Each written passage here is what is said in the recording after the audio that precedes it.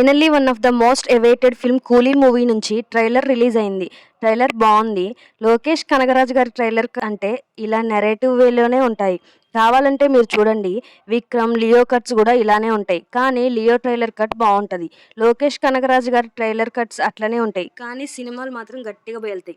బహుశా 'కూలీ' movie trailer cut కూడా అదే ఫార్మాట్లో చేసుంటారు.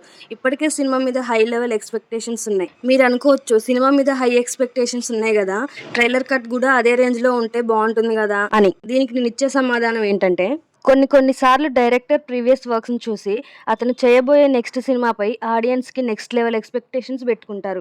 అది తప్పు కాదు. కానీ ఆయన చేసిన ప్రీవియస్ మూవీస్కి ఈ మూవీకి చాలా తేడా ఉంటుంది కదా. అది కంటెంట్ వైజ్గా అయినా, టేకింగ్ వైజ్గా అయినా ప్రతి ఆస్పెక్ట్లో డిఫరెన్స్ ఉంటుంది. అది నేను చెప్పే పాయింట్. అందుకే ఇప్పటి వరకు సినిమా మీద ఉన్న ఎక్స్పెక్టేషన్స్ని అలా ఉంచి ఓవర్ హైప్ చేయకుండా ఈ టైప్ ట్రైలర్ కట్ని రిలీజ్ చేసి ఉంటారు. ట్రైలర్లో నాగార్జున గారి స్క్రీన్ ప్రెజెన్స్ మాత్రం వేరే లెవెల్. స్వాగ్ అండ్ స్టైల్తో కుమ్మేశారు. లుక్ మాత్రం అరాచకం. Coming to super star Rajinikanth garu, ఆయన ప్రెజెన్స్తో అదరగొట్టేశారు. భాషా సీన్ ఉంటుందనుకుంటా. డైలాగ్స్ బాగున్నాయి. ట్రైలర్ లాస్ట్ సీన్ అయితే ఫన్నీగా ఉంటుంది. అమీర్ ఖాన్ గారి క్యారెక్టర్ చాలా డిఫరెంట్గా ఉంది. లుక్ మాత్రం చాలా బాగుంది. ఈ మూవీలో ఉన్న క్యారెక్టర్స్ అన్నీ చాలా ఇంట్రెస్టింగ్గా ఉన్నాయి. ఇంకా శృతి హాసన్ గారికి మంచి స్కోప్ ఉన్న క్యారెక్టర్ ఉన్నట్లుంది. ఇంకా పర్ఫార్మెన్స్ తీస్తారు అనుకుంటాం. అండ్ అనిరుద్ గారి బ్యాక్గ్రౌండ్ మ్యూజిక్ కూడా చాలా బాగుంది.